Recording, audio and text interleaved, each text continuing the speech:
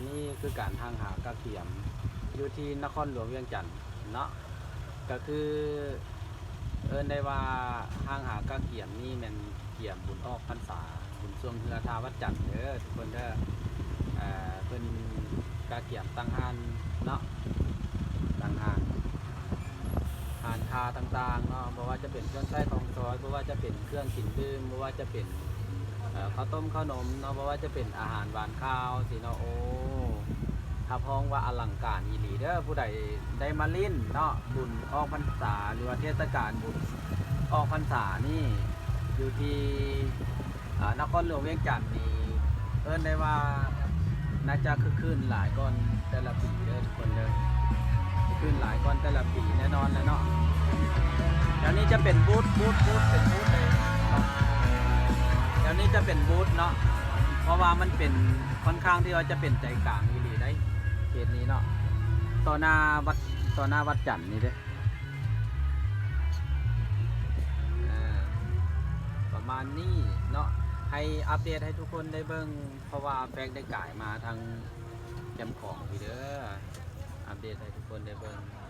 ก็จะมีเวทีต่างๆเวทีแบบว่า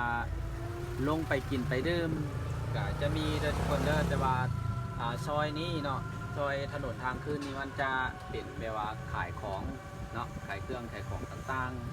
ๆกินดื่มนี่จะอยู่ติดริมแคมป์ของเลยแคมป์ของเลยโอ้ยเบิ่งเวทีบางใหญ่ๆทุกคนเด้อกาย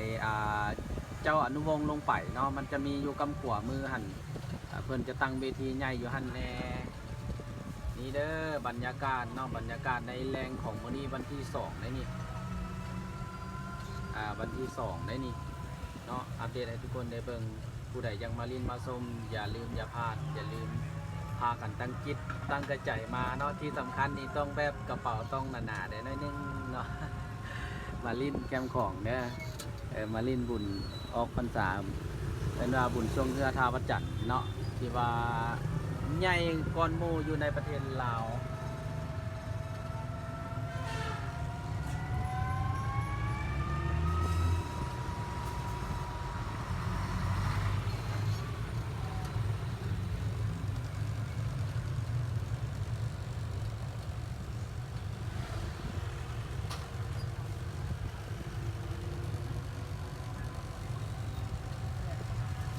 อลังการ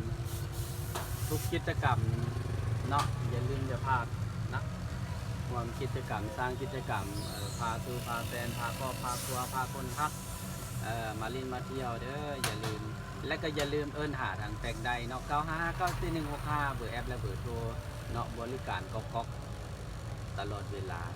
อยู่ที่นครหลวงเวียงจันทน์